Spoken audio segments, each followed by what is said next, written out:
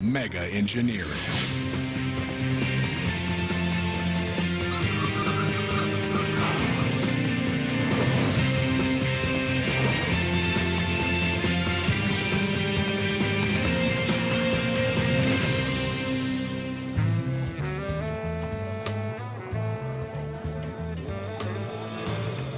And it wouldn't be New Orleans if we didn't have a French Quarter.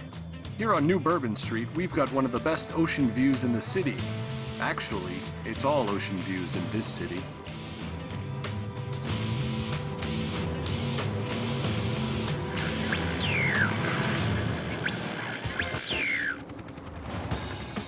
Engineering the future of New Orleans means tackling the city's troubles today.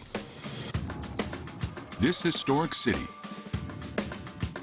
home of Dixieland jazz, beignets, and buskers, is under siege. Increasingly, fierce hurricanes threaten to drown this jewel of the South. Over 150 years ago, this was America's richest city. But in recent years, devastating floods have brought the Big Easy to its knees. Situated at the bottom of a giant bowl-shaped geological depression, New Orleans is surrounded on all sides by water. Lake Pontchartrain to the north, Lake Bourne to the east, and the mighty Mississippi to the south. Global warming is increasing the number and ferocity of storms. Water levels have risen nearly a foot. And all the while, the city's weight is causing it to sink slowly into the wet Louisiana soil at the rate of an inch a year. When Hurricane Katrina hit the city in 2005, the storm surge submerged 80% of New Orleans.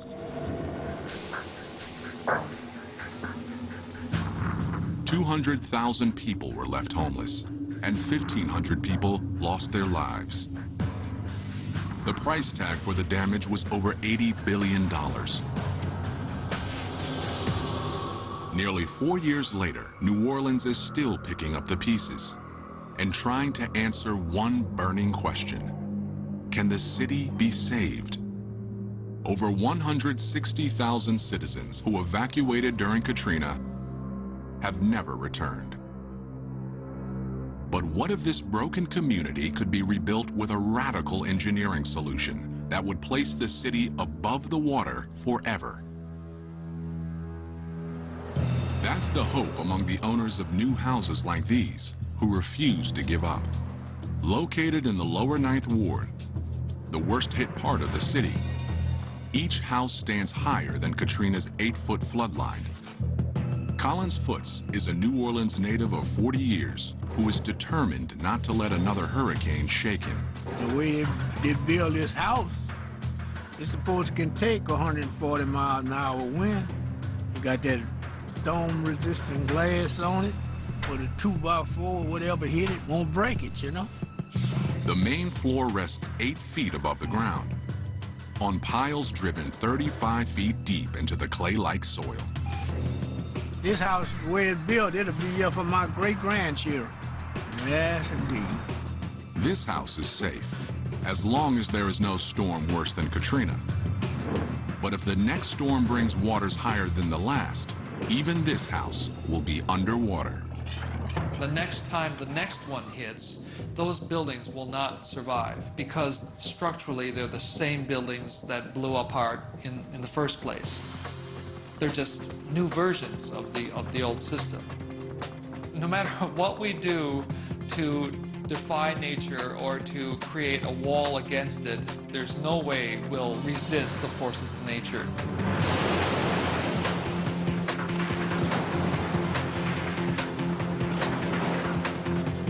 So rather than fight the inevitable, some engineers are proposing an audacious new plan.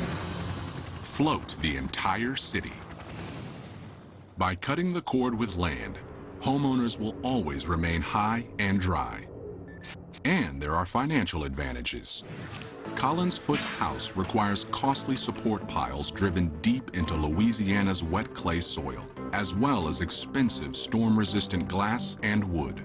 Neither would be required in a new New Orleans, floating offshore from the old city, rising and falling with the water, no longer drowning beneath it. So in a way, we're asking nature, can we borrow the water and try this experiment with the hope that the conclusion of the experiment will make our relationship with nature that much better globally? It's not as crazy as it sounds.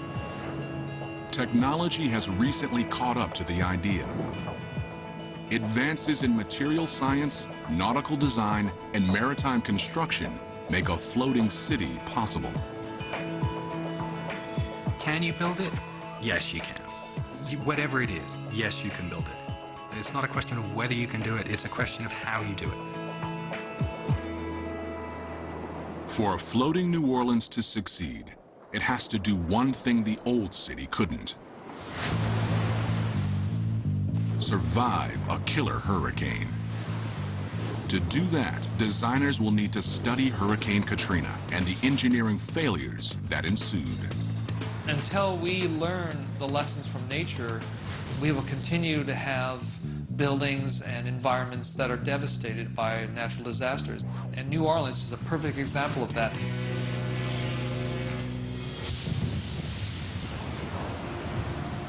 For many, Hurricane Katrina is a lesson in the unpredictable violence of Mother Nature. The storm's beginnings showed few signs of a fury to come.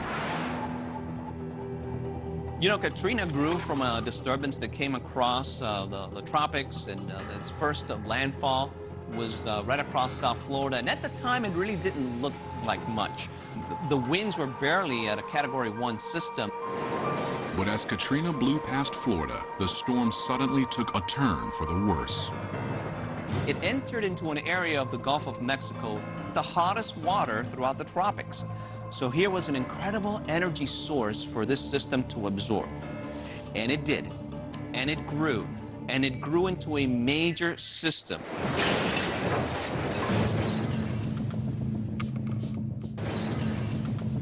As the hurricane bore down on New Orleans, an evacuation call was made.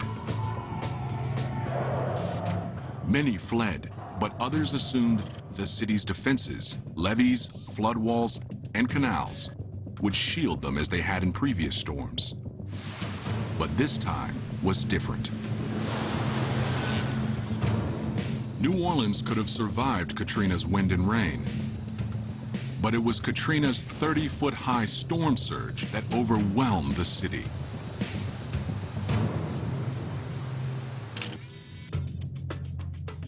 As Hurricane Katrina made landfall on the morning of August 29, 2005, excess water from nearby Lake Borgne surged into the industrial canal that borders the lower Ninth, quickly overtopping the flood walls.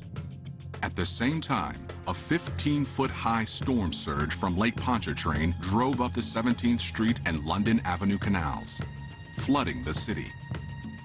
Altogether, 83 of New Orleans' levees failed. You can engineer to withstand a certain amount of wind speed or wind force, but the most difficult thing to try to protect against is storm surge. A wall of water anywhere between 10, 15, or 20 feet high.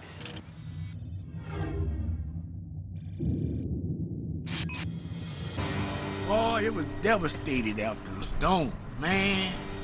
You couldn't even get in here. Never seen nothing like it. My house, it was pushed off the blocks, but it didn't tear them up. And the rest of them was gone. You didn't know what wasn't what, you know? Hope I don't have to go through nothing like that no more. Experts say a floating New Orleans would be the most effective way to neutralize the threat of storm surges. But engineering a floating city would be a daunting undertaking. The first critical problem is making the city float. The city's base must be designed to be both flexible enough to withstand turbulent waves and stable enough to support hundreds of buildings and hundreds of thousands of people. The city could initially be anchored near shore to tap into the resources of the old New Orleans. But the threat of storms and the lure of fertile fishing grounds could necessitate leaving the land behind altogether and floating out into the open sea, where it would need independent infrastructure to produce power, food, and water, and robust defenses to protect its people. It's going to be a long and complex process to go from what we have on the ocean right now, boats and ships, to a whole civilization out there, to multiple cities. I want to build something that's like America was at the beginning of the 20th century, where the best and the brightest and the hardest working people from all over the world say, I know if I can go here and work hard, I can make a new life for myself. And to do that, we have to bring the costs way, way down. We have to do clever engineering to take this harsh environment and make it so that people can live there. We must think a lot about modes of failure in order to avoid them. Clearly, if you're in the middle of the ocean and something breaks, you're in deep trouble. You can't just pull over at the next gas station and have some guy come out and fix it. You know, you might be 1,000 miles from the nearest gas station. The stakes are sky high. New Orleans cries out for a solution big enough to meet its problems. What's the logical starting point in engineering the world's first floating city? Cargo ships. The biggest vessels roving the world's oceans today. The cargo ship fleet hauls more than 2 billion tons of cargo a year. These ships are capable of shouldering more weight than any other waterborne vessel. And they've got a lot to teach the engineers of a floating New Orleans. Here at NASCO Shipyard in San Diego, this 300,000-gallon supertanker is just a few months from completion. But tight deadlines are no problem, because a revolutionary new construction process makes it faster than ever to build these massive ships. Instead of building piece by piece, this ship is being constructed out of huge modules called grand blocks. This shipyard is possibly the world's biggest assembly line, with specialized teams working in parallel on multiple grand blocks, pre-outfitting them with plumbing, electric, and ventilation, producing house-sized sections that can be lifted and slotted into place. Modular building is the fastest way to go, and has led to an explosion in the epic size of cargo ships.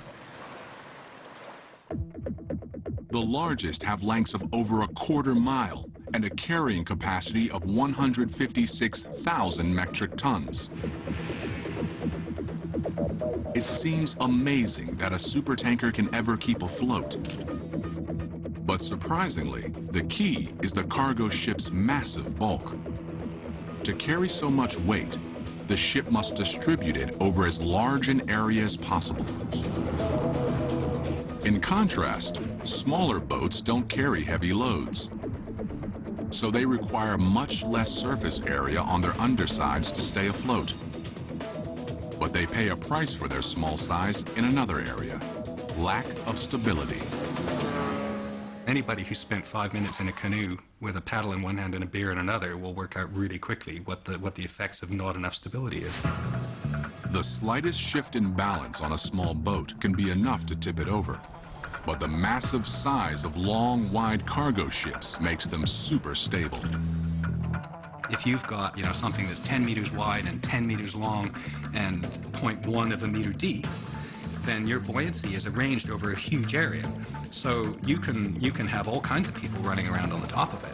And it's not going to make much difference in global terms to where the weight is, the center of gravity, because it's spread over a big area. That's key for a floating New Orleans, where the regular traffic of residents and constant new construction in the growing city would dramatically shift weight loads topside. If you have a long, wide structure, you can move your center of gravity around a lot without compromising the stability of your structure. The city's platform could be built from grand block-sized chunks, then assembled into a single massive structure. At NASCO, it's this intricate choreography of assembly that's the real art in the process. That's because grand blocks don't have a standard size and shape. In effect, each block is a uniquely shaped puzzle piece. Putting them all together takes dozens of shipbuilders. And these two 300-ton cranes. Around the shipyard, they're known as the Sumos. Hank Howe is the man who tells them what to do. My name is Hank Howe, and I'm the superintendent of rigging here at National Steel and Shipbuilding. I run all the cranes and I'm responsible for all the major block movements. Today, Hank is preparing for a critical lift, picking up and dropping this diesel engine into a 20 by 30-foot hole in the ship's stern. It's the heart of the entire ship, but only 8 ropes are needed to lift it. They're made from Kevlar, the same material used in bulletproof vests. Each rope can hold 50 tons. Hey, good morning. We've taken the stands off, so the weight should drop a little bit. So it'll be somewhere in the 260 to 275 range.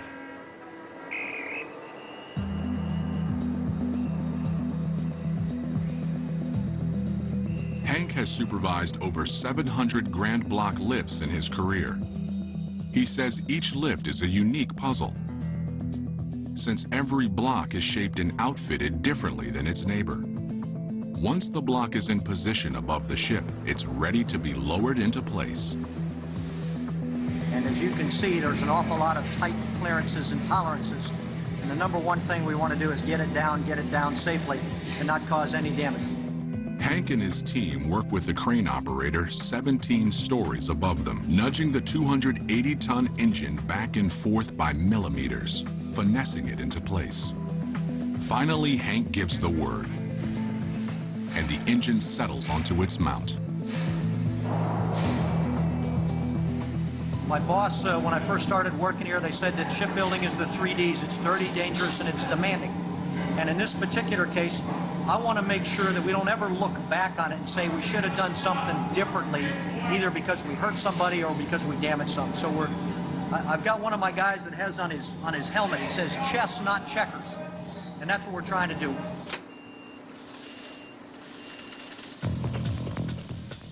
NASCO has the art of shipbuilding down to a science. They produce more big ships every year than any other shipyard in the U.S., and a floating New Orleans could easily adopt their modular construction method. But while cargo ships would inform the platform design of the city, there would have to be significant differences. Building a ship large enough to support an entire city would require too much steel. Its hull would extend 300 feet underwater, and the city ship would be bigger than the 3 largest shipyards in the world, combined. But the biggest problem facing a massive city ship is that violent ocean turbulence would attack it from all sides, putting unsurvivable stress on the structure. The #1 engineering challenge is waves. Waves are big, they're unpredictable, they have tons of energy in them. Wave action in the ocean is not a simple matter of water coming up and down. It's moving, it's actually rotating. Waves will be coming in quite often from different directions at the same time. So what we have to do is assume worst case. So if the vessel's being supported on its extreme ends, that's one thing. But what if it's being supported on its extreme ends and it's being twisted at the same time? Teetering on its ends would put extreme stress on the middle of the ship. A wave that struck at the wrong moment and the wrong location could cause a total structural failure to a city built like a cargo ship. Structurally, it's not a very good solution to your problem. It might be a beautiful solution in terms of buoyancy and in terms of stability, but structurally you're just asking for trouble. So modeling the city on a cargo ship isn't the answer. For a floating city to succeed, engineers must build it both big enough to remain stable, but flexible enough to survive the roll of chaotic Gulf waves. Until we learn the lessons from nature, we will continue to have buildings and environments that are devastated by natural disasters. just have to admit that we were wrong and nature is right. And we'd better hurry up and study nature before it's too late. And what is nature's answer to the floating platform problem? Living islands of vegetation, floating freely on the surface of lakes, absurdly strong and very flexible. Instead of being rigid like a giant floating platform, you're more like a flexible membrane.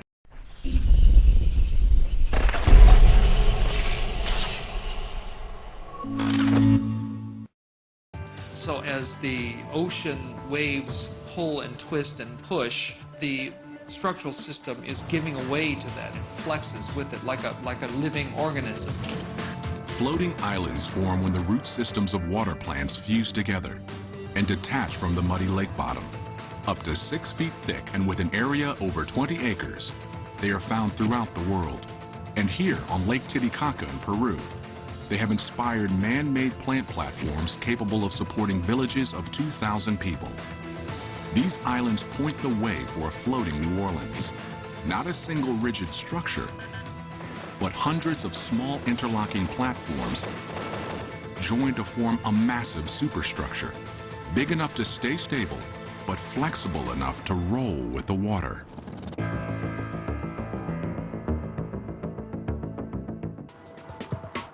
For a floating city to succeed, engineers must build it both big enough to remain stable, but flexible enough to survive the roll of chaotic Gulf waves. You're not considering one monumental platform that then has to deal with whatever the nature and the sea is throwing at it. Now what we're talking about many smaller things that can be connected flexibly so that they can move up and down relative to each other, and if the big wave comes through, it allows the whole thing to move up and over the wave. And that's the secret. That's the way nature would create a giant structure like that. The same idea is getting traction in a country 5,000 miles away.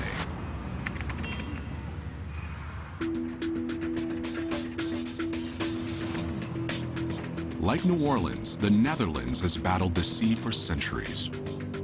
It lies below sea level and is protected by dikes, high flood walls similar to levees.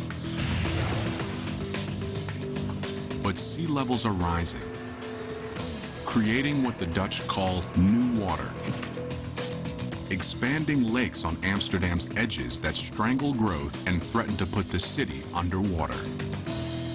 This has led to a radical new solution. An increasing number of families are choosing not to avoid the water, but to move on top of it into houseboats.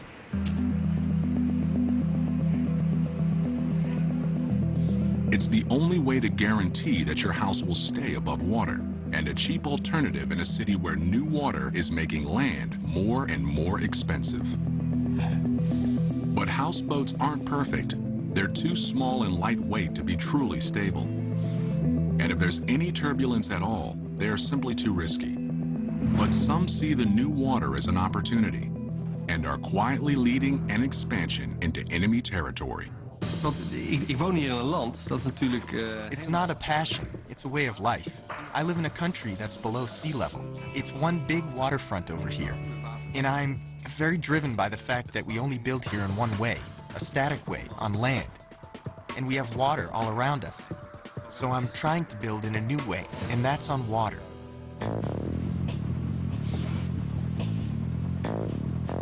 This is Cohn's shot across the bow in the floating city revolution.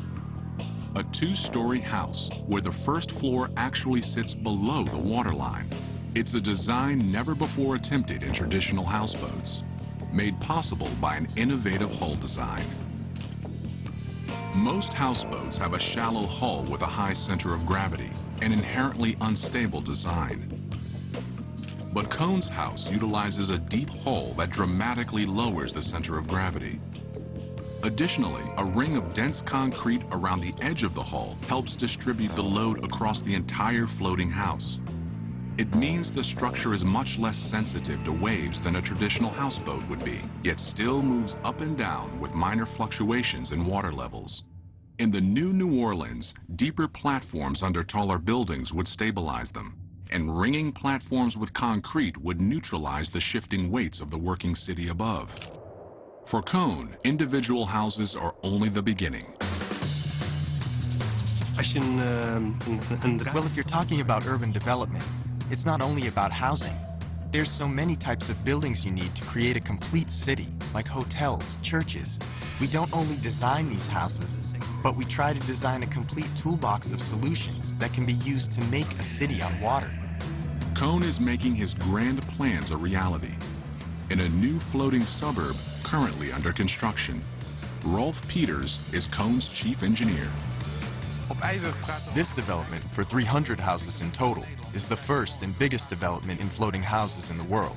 So in this case, we have a lot of engineers and utility managers to have the best quality of floating houses, so we'll be ready for the future to have even bigger developments possible. Expansions like this are possible because the floating houses are cheaper to build than land-based houses. For one thing, they don't require driving piles 35 feet into the ground, like the raised houses in New Orleans. Hier in Nederland kijkt, building on water is much easier than building on land. Holland is just one big swamp. It means all the soil is very soft, and building here takes a lot of effort by making all these piles into the ground. And then, even after 10 years, your house can start to go a little bit out of balance. On water, you only have to build a floating foundation. And if you can build a foundation a little bit larger than a houseboat, then you have a very stable platform on which you can build just about any house you'd like. Houses can be built quickly indoors and then floated into place.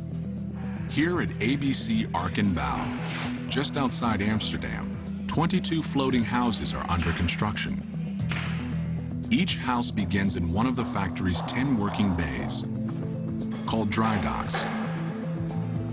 As the underwater concrete hull is finished, construction begins on the house above, essentially fusing house and platform, making them strong and inseparable. Once finished, the house is floated out of the factory and into place. At 4 months a house, within 5 years, all 300 houses in Amsterdam will be finished, and the efficiencies of this production model would be even more pronounced in New Orleans.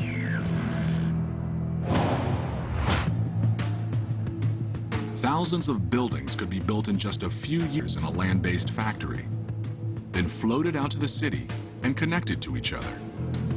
Standardized platforms fused with pre-built buildings mean the city would grow faster, expanding exponentially in all directions. And residents would be able to move into their ready-made floating homes immediately. After disasters, as we've seen after Katrina, people are more willing to accept new technology. These things will only be accepted after a big disaster.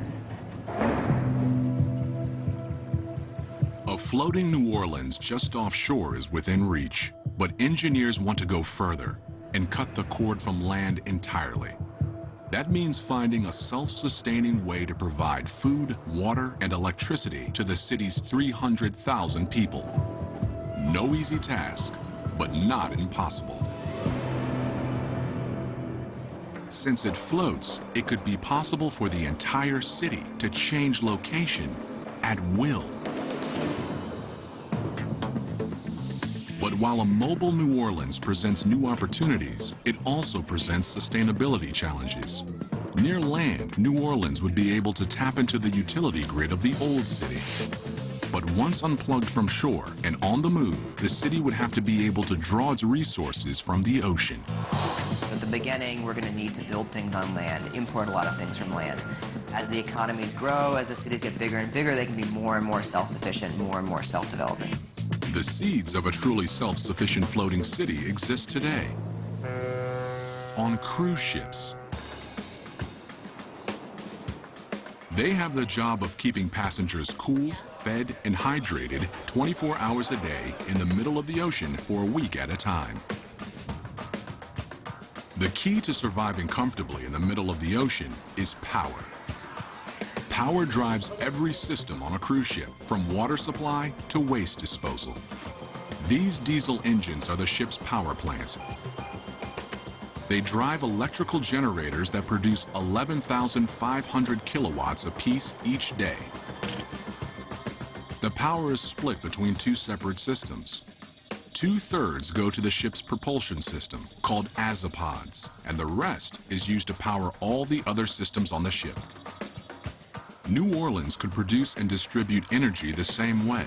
Engines could power generators, pumping electricity into a power grid embedded in the floating platforms. But such a system would need to be 100 times larger. And it would need fuel, a lot of it. A cruise ship needs 300,000 gallons of diesel fuel a day. A floating city with a population of 300,000 and significantly more infrastructure would need 1,000 times as much. Burning this much diesel fuel would result in an environmental disaster.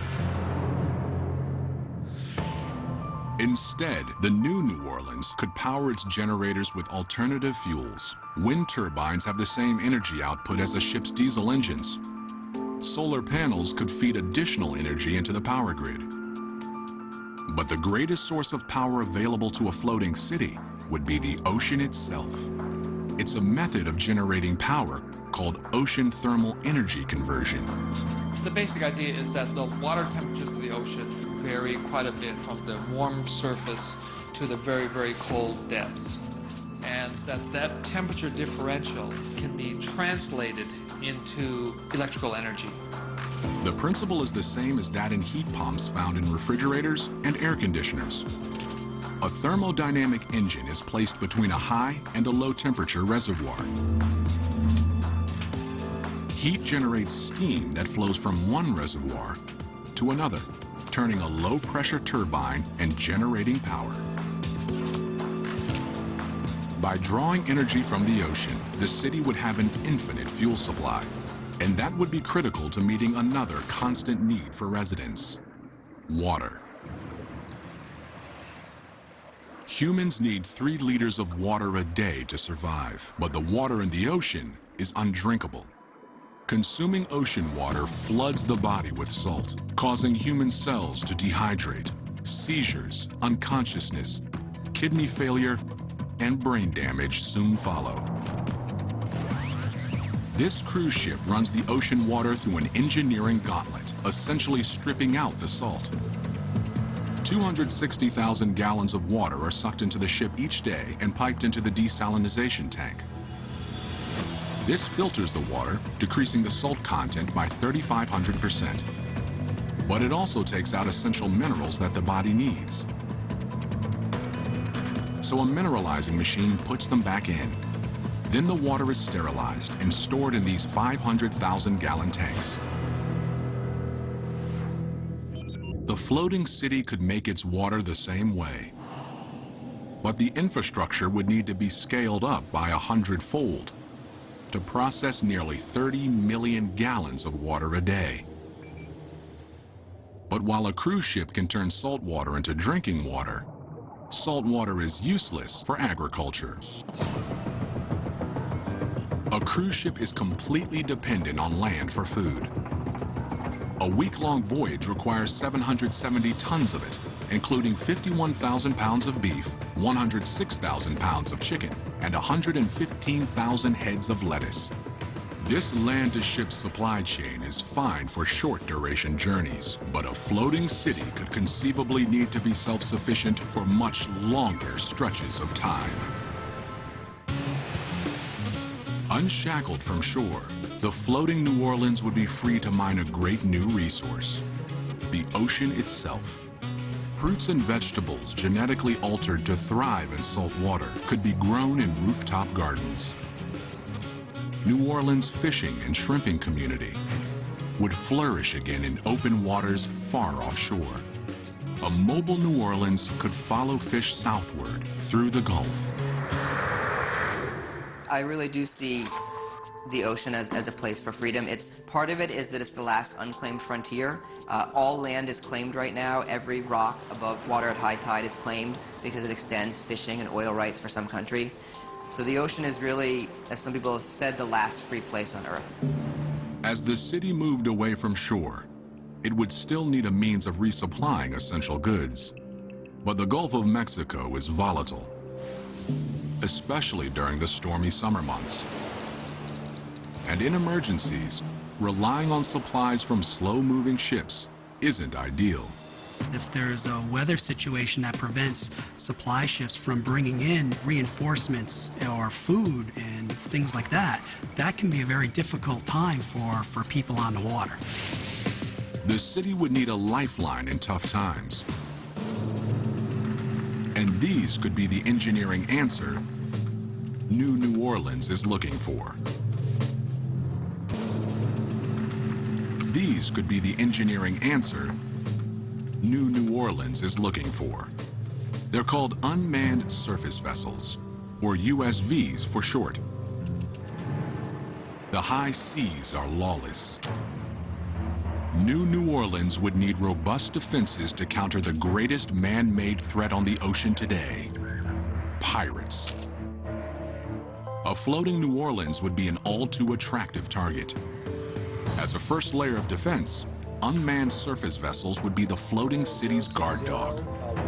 In a floating city concept, the unmanned surface vehicle offers the ability to put humans out of harm's way and provide a capability to know where the threat is and execute against that threat.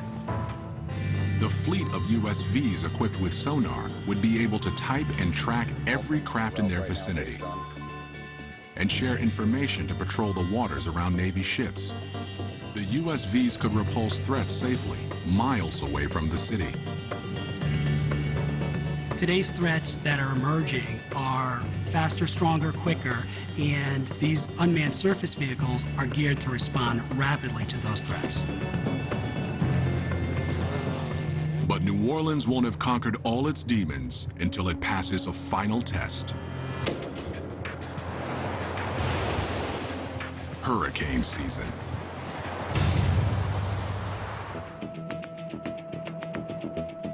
If New Orleans became a floating city, killer storms would test the ingenuity of its engineers and the faith of its residents, early and often.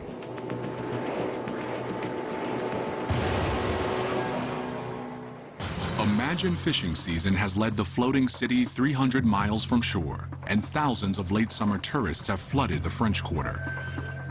2,000 miles away, a tropical depression is forming off the coast of South America. It's assigned a name: Lolita. Hurricane season has finally begun.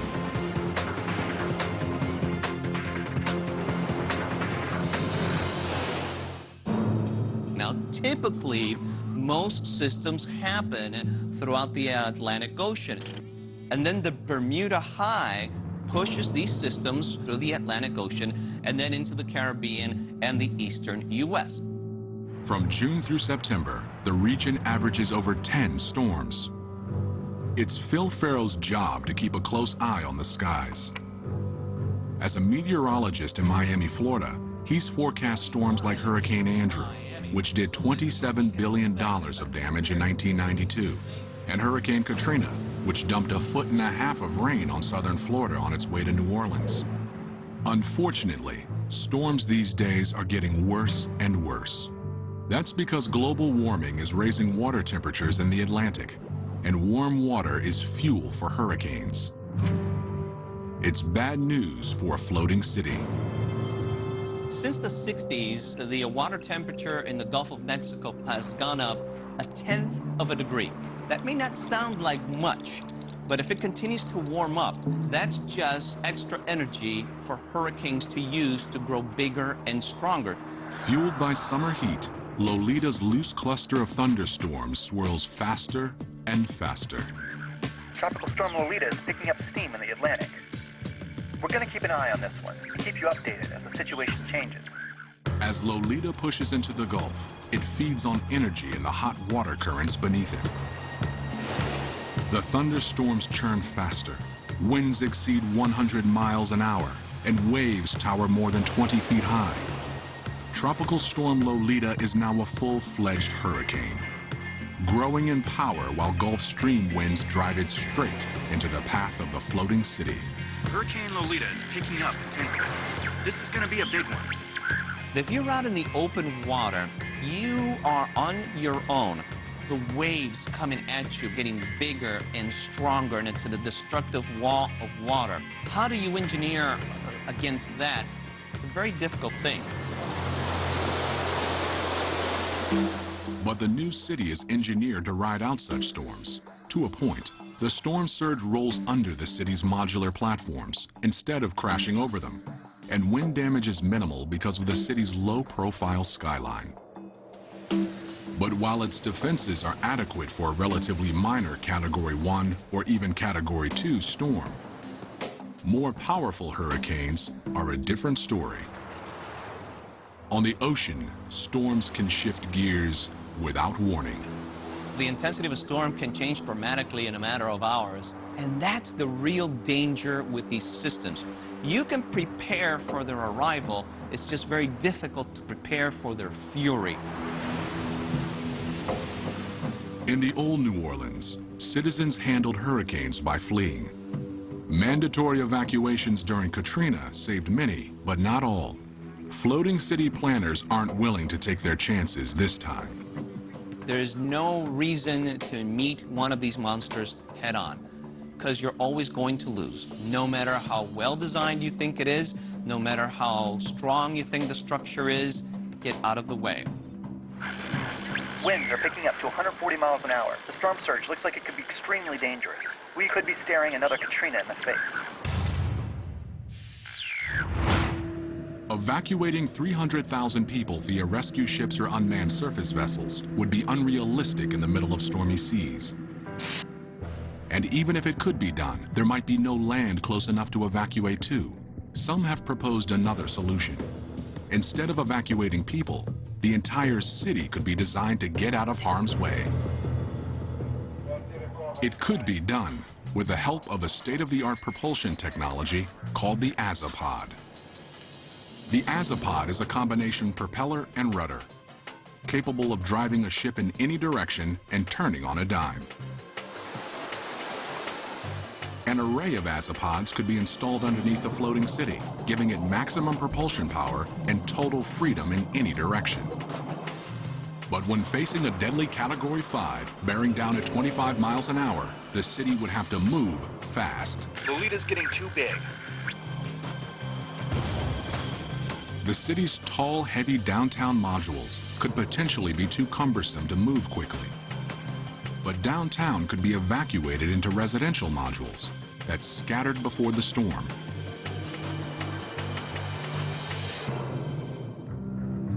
And could regroup miles away in calm waters.